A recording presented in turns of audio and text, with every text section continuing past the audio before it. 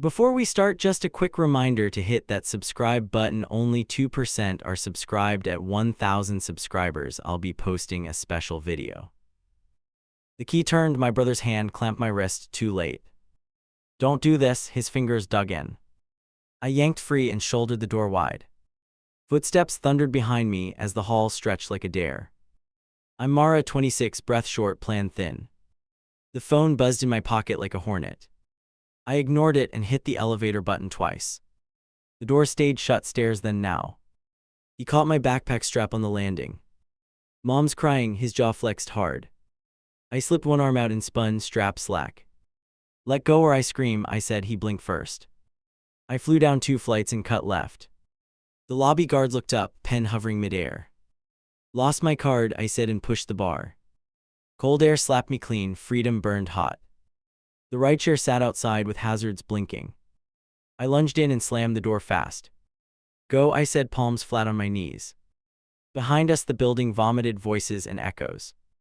The driver checked the mirror once, then merged. Airport or station, he asked, fingers drumming. Station, I said, heartbeat hammering my ribs. My phone kept buzzing like a countdown. At the light a text banner flashed. Return the keys, return the car. I killed the screen and pinched the bridge of my nose. Another buzz rolled through my bones like warning. We hit traffic and crawled under an overpass. A familiar sedan slid into the next lane. Same dent on the bumper. My stomach dropped. Please take the next right, I said now. We cut through a side street and sped up. The sedan missed the turn and kept going. I tasted metal and finally breathed full. The driver raised a brow. No questions came. At the station curb I tossed cash. Keep the change, I said, door already opening. He nodded and peeled away without looking back. I shoulder-checked the flow of strangers for shadows. Inside, I bought the first ticket that printed. The attendant slid it over without blinking once. Platform 3, he said as my phone vibrated again.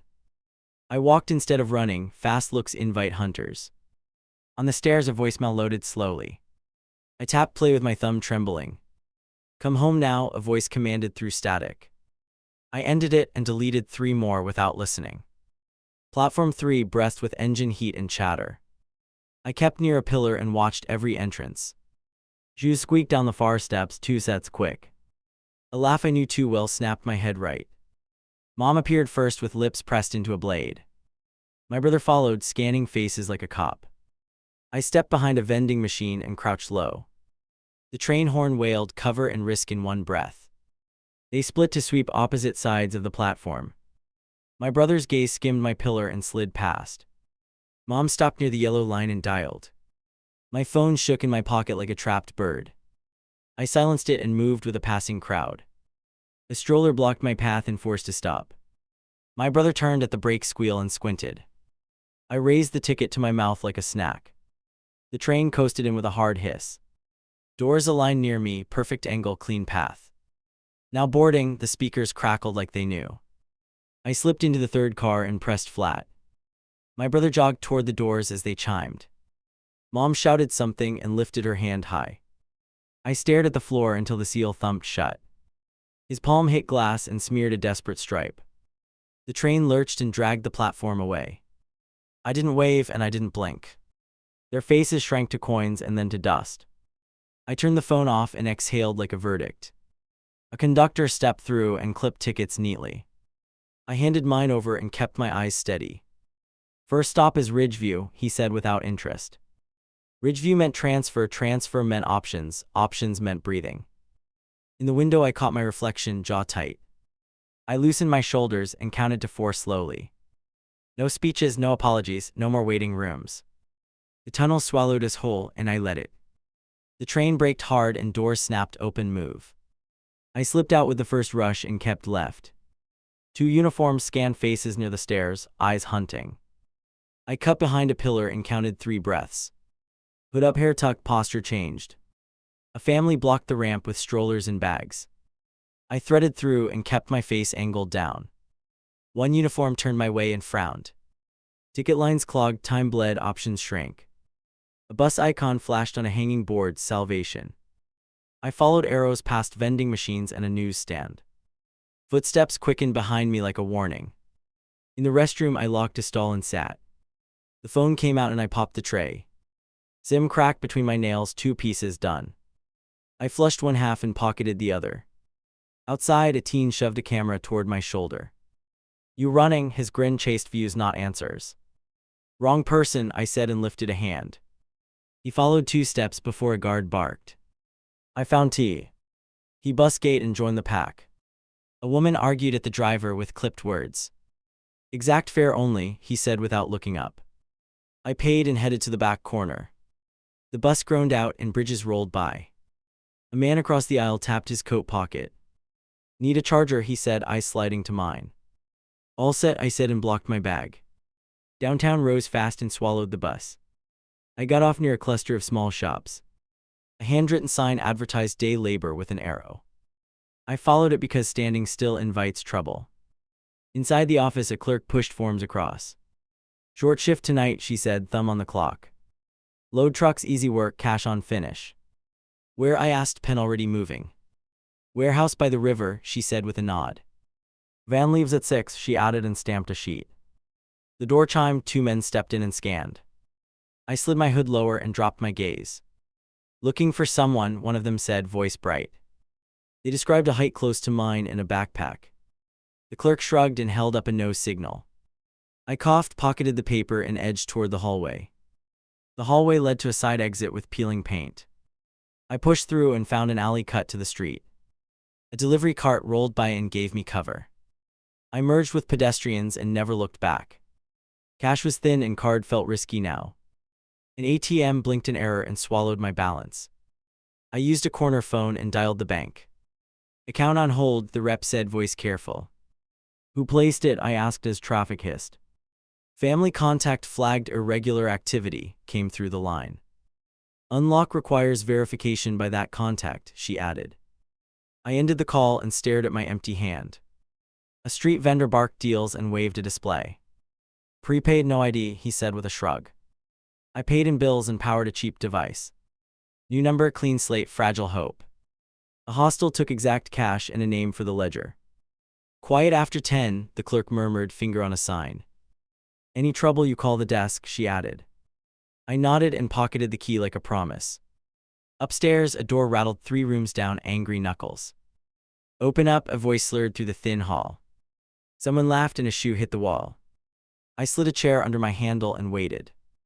I rinsed my face at the sink and steadied. "No speeches tonight, no soft pleas." I drafted one line on the new phone. "Do not contact me, police, if emergency." Footsteps climbed again and paused outside my room. Paper scraped as someone slid something under. I crouched and found a folded flyer for a meeting. 3 words circled in red ink: "We can help." I listened through the door and heard radios crackle. Blue and white washed the ceiling in slow pulses. "Surname Thomas," a voice called down the corridor. My knuckles tightened on the metal key as boots stopped. The knock hit hard again, 3 thuds, keys rattled in the lock. "Open up, welfare check," a radio chirped outside my door. I slid the chair aside slow to quiet the legs. Window latch up, breath held, toes feeling for the ledge. The drop to the fire stairs wasn't far, still risky. Metal groaned under my weight and answered down the spine. "Room 12, someone called as a card scraped the slot. I gripped the rail and took the next ladder fast. A drunk leaned out 2 floors below and blinked at me. "Party later," he mumbled, knuckles whitening on the railing. "Not my floor," I whispered and kept descending. Boots pounded above as a door flung wide. I hit pavement and stuffed the prepaid into my shoe. An alley fed to a side street with thin traffic. Sirens rolled past the front entrance and kept moving. I walked like I belonged here, jaw set. The flyer from the door scraped my palm as I ran. "We can help" circled twice, pulled at me like a rope. "Not yet, first the shift, first the money." I followed bus signs and counted blocks out loud. The van idled behind the labor office with doors open. "Trucks by the river," the coordinator called to the group. She glanced at each face and held out a clipboard. "Name and contact," she said, pen already tapping. I wrote the alias from the hostel ledger and paused. For the contact line, I put the new number. "Any allergies?" she asked, eyes on my hands. "None," I answered and climbed into the last seat. A guy in a beanie slid over to make space. "You knew?" he asked, chewing on a straw. First night, I said and tightened the strap. He nodded once and looked out the window. We rolled through a checkpoint where guards watched closely. Caps off, one guard shouted as our doors slid open. I pulled my hood back and kept my chin low. The coordinator waved a stamped sheet and we were waved through. Inside the warehouse, a foreman clapped twice for attention. Lift with knees, no hero moves, he barked to everyone. Gloves flew across the floor and people grabbed pairs quickly. I took a set and joined a line without speak. Ing. Pallets came fast and hands moved faster, no slack. A woman next to me mouthed counts and set the pace. Keep wrists straight, she warned as I fumbled once. I adjusted and matched her rhythm without losing ground. Mid-shift, a supervisor walked by with a tablet. He paused on my row and frowned at the screen. Whose emergency contact? He asked without looking up. Friend from work, I said as my pulse bounced. He tapped a note and moved on, no questions. I breathed out through my teeth and kept stacking. Beanie leaned over and offered a bottled drink. Break in 5, he said, eyes scanning for cameras. On break, I found a corner near a vending cage. Beanie leaned against the wall and tilted his head. Someone outside earlier asking for a girl, he said. He wore a tie and flashed a photo. Agency or family? I asked with my mouth dry. Not police, he said, voice flat like a verdict. He tipped the loader and waited near the gates. I checked my laces and pictured the sedan again. The coordinator returned with envelopes for cash payouts. Half now, half when you clock out, she told us. My packet felt thin but solid as a lifeline. I stuffed it deep and kept my back to windows. Final hour dragged and then snapped to a whistle. We formed a line and handed badges to the foreman. A different guard watched the exit with arms folded. He thumbed a photo and squinted at faces leaving. Beanie coughed and bumped my shoulder on purpose. Walk with me, he said under his breath. We hit the door together and nodded at the guard. The guard looked past us and waved someone behind. Outside, the sedan idled across the street like a trap. A man in a tie leaned on the hood texting. He looked up as the van door slid open. I ducked between smokers and crossed behind a delivery truck. Beanie peeled off and disappeared toward the bus stop. I kept moving until a narrow church came into view. A small sign near the side entrance matched my flyer. Meeting tonight 7, no questions. In the basement, a woman stacked chairs into a circle. She raised 2 fingers and motioned for phones. People dropped devices into a locked box without talking. I handed mine over and kept the SIM half hidden. You're welcome to sit or stand near the exit. Her tone was gentle but organized and very plain. 2 rules, she added as the last chair clicked. No contact with abusers, no shaming for leaving. A man across the circle covered his face and trembled. A mother bounced a baby and stared at the floor. A teenager traced a scar along his wrist slowly. The room held steady like a net without knots. The woman pointed to a clipboard on a nearby table. Write only first names if you want to call, she said. We link work beds and safe rides after. She looked at me and waited without pressure. I stepped to the table and printed the alias. Next to it, I wrote the clean number from today. Under notes, I wrote 3 words and drew a square. No family contact urgent. A door creaked upstairs and footsteps rushed past overhead. The woman flicked a switch and closed the stairwell curtain. Late arrivals use the side alley, she whispered to us. I stared at the exit and listened for familiar shoes. A shadow paused on the upper landing and shifted weight. The lockbox clinked softly as someone tested the handle. My chest tightened while the group held its breath. The shadow moved on, but only for now. The stairwell door banged open upstairs, heavy steps, voices counting rooms.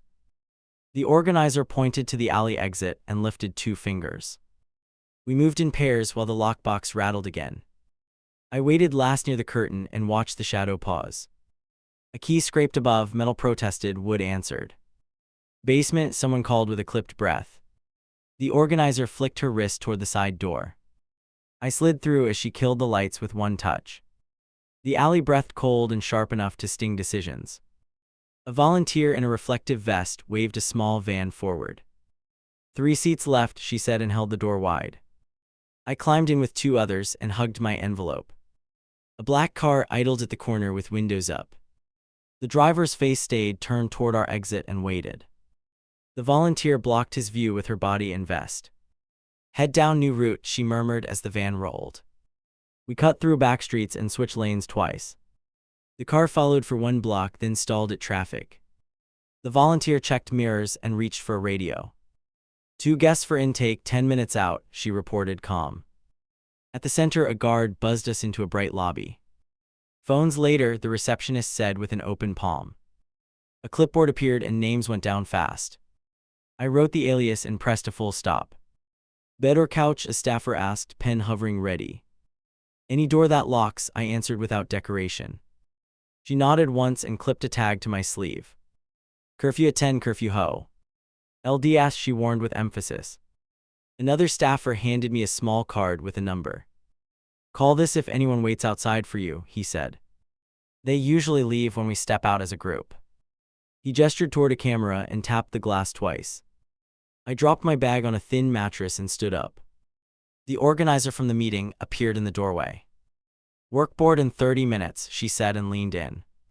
Close-mouthed employers, cash tonight, rides arranged. In the common room, a whiteboard listed short gigs. Dish closing, laundry folding, overnight desk at a shelter. I circled overnight desk and wrote the new number clearly. "Interview in 20, the organizer said, pointing at a clock. The interviewer arrived with a printed sheet and a stare. "2 rules, she said, hands steady on the page. No visitors during shift, call police for any breach." "I can do both," I said without delay. "Test starts now," she said and slid me a key. Front door, cameras, incident log, end of shift cache. A radio crackled on her belt and she listened briefly. "Someone's lurking outside our side gate," she added dry. She walked me to the shelter entrance and handed a notebook. "Stand behind the desk and watch the monitor," she said.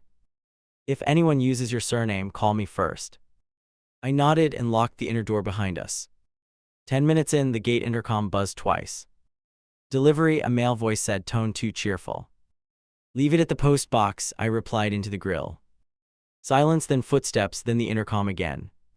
"Family emergency, need to confirm you're safe." My fingers found the alarm button and held still. "What agency?" I asked as my thumb hovered. "Family liaison," he answered, voice turning impatient. I pressed the alarm and the outside light snapped on. 2 staffers stepped out together and faced the gate. "Back away from the camera," one of them ordered.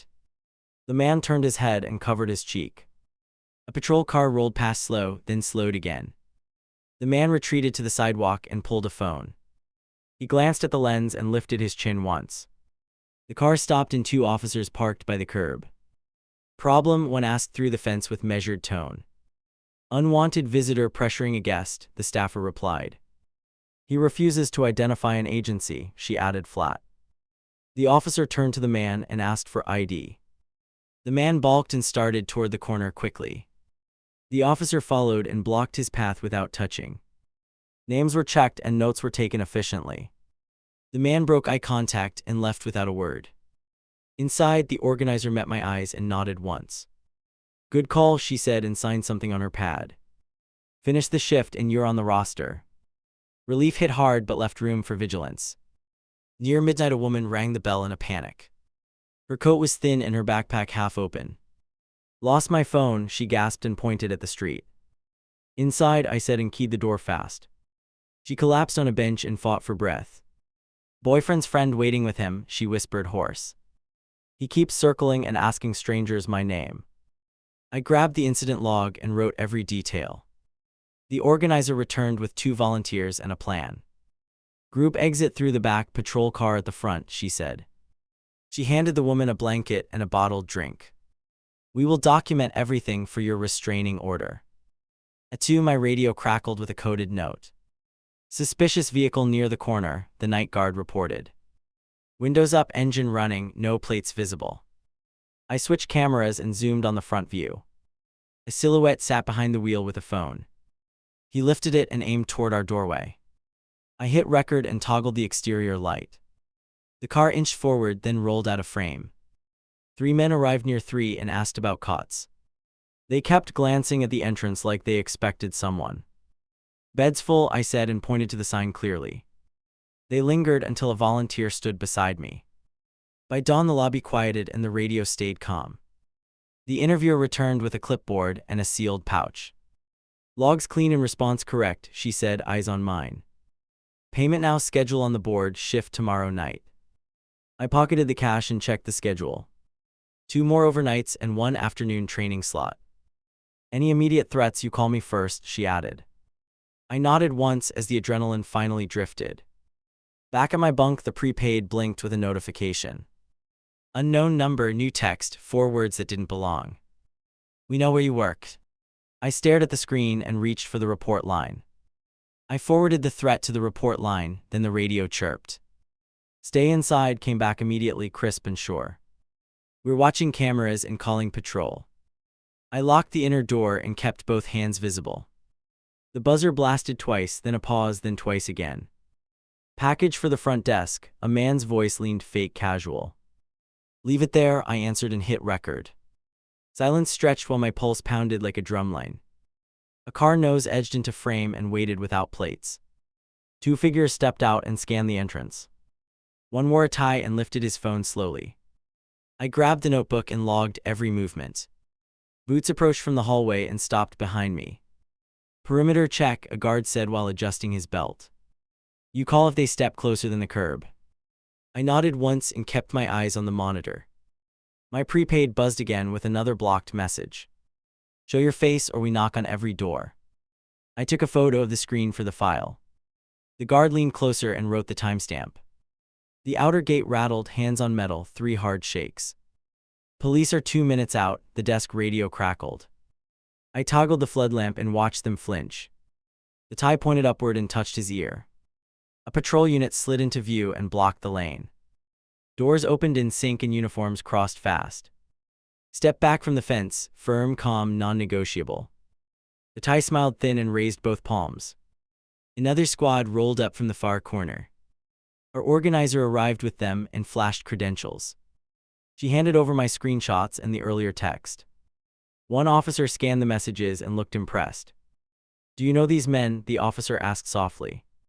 Contact through family, I answered, jaw set and steady. Refusing identification and trespassing for the 3rd time. He nodded and called something into his mic. The tie tried a different tone, charm turned syrup. Just checking welfare, he gestured toward the building. Relative inside might be confused or manipulated. The officer raised a hand and cut the speech. Victim declines contact, the officer said, voice flat. Any concern goes through our station, not your games. He motioned to his partner and pointed at the car. A citation printer chirped like a warning beep. They handed papers through the fence and filmed the exchange. If you return, you'll be arrested, the officer added. The second figure muttered and kicked at the curb. Both men retreated to their unmarked vehicle but watched. As the unit staged to leave, my phone lit again. Unknown number, new voicemail, just 4 clipped words. We'll take this public. My throat tightened while the officer lifted an eyebrow. Save it, he said and tapped the evidence bag. We'll start harassment charges and flag your workplace. He gave me a card with his direct extension. Call if they post anything with your name. The building settled as the car finally rolled away. The organizer exhaled and unlocked the lockbox. Phone's back, she said, tone brisk and controlled. Group D. Brief at noon, immediate safety planning. I followed her to a small office near the lobby. She pulled 2 chairs and set a recorder down. We escalate boundaries to written notices today, she said. Also transfer options if you want distance. I want the overnight shift again, I answered fast. Working the desk keeps me focused and safe. She studied my face and then marked the schedule. Done with a partner and a ride both ways. The afternoon training slot started early with drills. We practiced code words and silent alarms. We rehearsed phone scripts that cut off manipulation. No speeches, no explanations, only steps. Halfway through, the buzzer tapped once and stopped. A courier held an envelope against the glass. Legal notice for the facility, he announced briskly. The organizer took it and scanned the letter. Cease and desist against us, she said with a snort. Accuses the shelter of coercion and theft. She snapped a photo and forwarded it to the officer. Good, they just documented the harassment. Evening brought a new rotation and fresh volunteers. Beanie from the warehouse walked in with a clipboard. Shift cover, he said, eyes checking the entry feed. Got your message last night, back up whenever. Thanks, I said and handed him the incident log. We split duties without chatter and set positions cleanly. At 9, the intercom clicked again and held. A disguised voice whispered my birth month through the grill. Beanie's hand hovered over the alarm while I spoke. Leave a written message at the station, I told it. The voice paused, then hissed something about blood ties. Beanie pressed the alarm and the outside light flared. The same unmarked sedan eased into the far lane. 2 officers rolled up faster this time and boxed it. Doors opened, hands on the hood, quick pat down. A trunk check revealed a stack of printed flyers. An officer held one up to his chest for cameras. She ran because she's unstable, big letters, cheap ink. He looked into the lens of our exterior camera. Defamatory content documented, he stated for the record. They cited both men again, then radio to tow. The sedan left on a hook while they argued. A crowd formed and snapped pictures from the sidewalk. I logged every minute while my heart slowed. Near midnight the shelter quieted, just steady breathing. I cleaned the desk, then checked the board for updates. My next assignment moved to a different site uptown. Distance bought time I needed to plan. Before dawn, the officer returned with a thin folder. Judge signed a temporary order, he told the organizer. He slid me a copy and pointed at the clauses. No calls, no visits, no third-party contact. He watched my face but didn't push for tears. Enforcement starts now, he added with a firm nod. Patrol will sweep the route to your new site. Beanie lifted the keys and motioned toward the exit. We left in a unit convoy, 2 cars ahead. I sat behind the partition and traced the paper. Not a victory lap, not a cure. It was leverage, and leverage changes games. At the new building, a supervisor buzzed us inside. She showed the desk and tapped the emergency strip. Use it without hesitation, she instructed, eyes unwavering. Tonight you start with me until your body unclenches. My prepaid vibrated with one last blocked attempt. A photo of my old doorstep arrived with a timestamp. Then a final line, cold and clipped.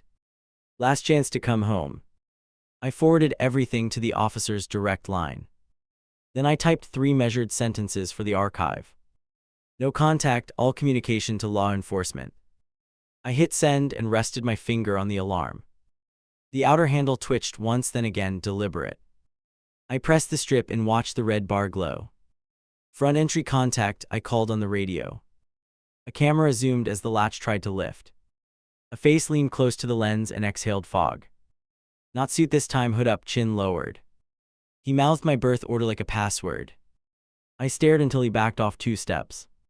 Hold position, the supervisor said from the hall. She slid beside me with calm shoulders and steady hands. We counted breaths while the figure paced the curb. Blue pulsed at the corner and turned toward us. The cruiser idled while 2 officers approached slowly. Hands visible, one directed through the gate.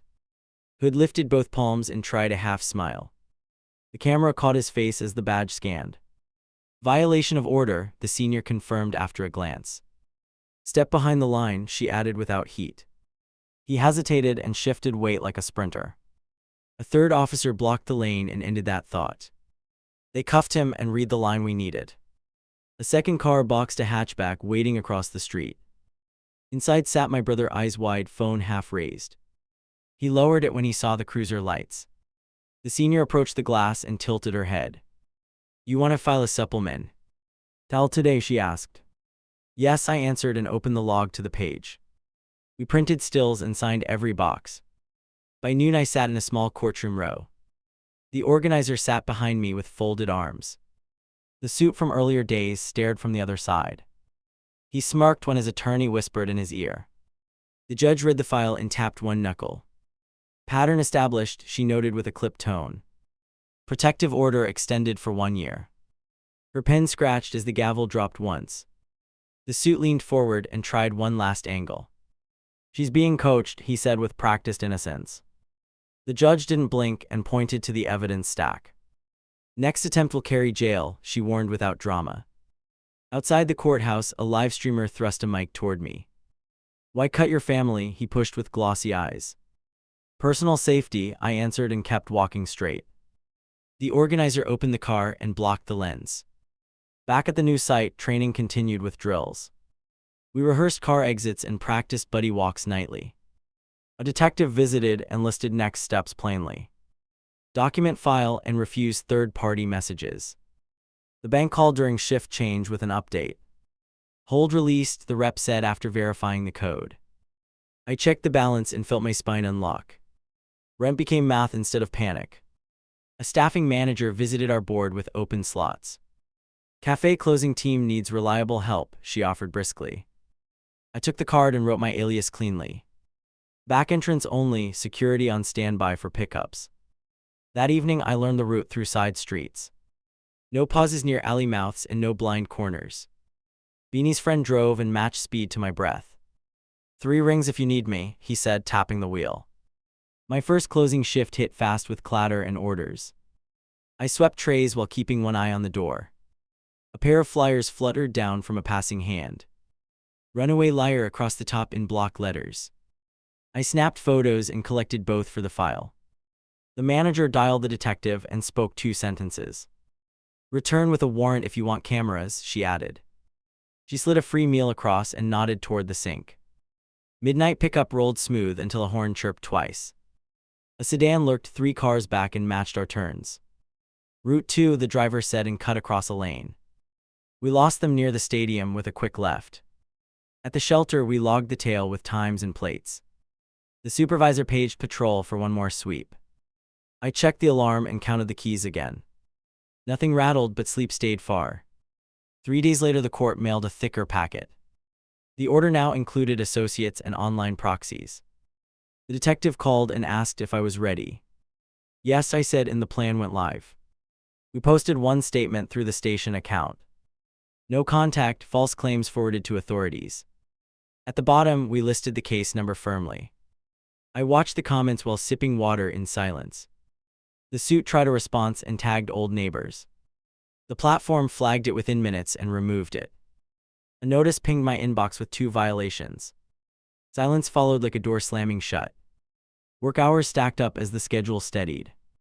I learned regulars and their complicated orders fast. Tips filled a jar that bought a sturdier lock. Control grew in small clicks that felt loud. On my night off, the organizer knocked on my frame. Room opening for a 2-month lease, she said. Background checked roommate and a keyed balcony. She paused until I looked up and nodded once. We toured the place with a checklist and a pen. Windows latched tight and the hall cameras worked. The roommate asked 2 questions and offered a handshake. Quiet hours strict, she added with a small grin. The move happened at dawn with 2 volunteers. Everything fit in 3 boxes and a backpack. We walked the stairs and kept conversation light. At the door, I set the chain and breathed. Minutes later, a delivery slipped under the threshold. A single key on a loop with a tag. Welcome to the lease, scrawled quick across the card. I hung it on a hook and checked the peephole. My burner vibrated with an unknown text and link. A new account posted my childhood photo with a caption. You owe us gratitude. I flagged it and sent the URL to the detective. Within an hour, the account vanished and stayed gone. A follow-up message confirmed enforcement with a case note. The officer added 2 patrol sweeps for the weekend. I marked the hours in my planner and exhaled. That night I walked to the corner and back. No cars lingered and nobody called my name. My hands stopped shaking long enough to count to 10. The quiet felt earned, not borrowed. I set the phone on the table and wrote a line. No calls, no emails, no visits. I saved it as a template and closed the screen. Boundaries look simple on paper, yet they held.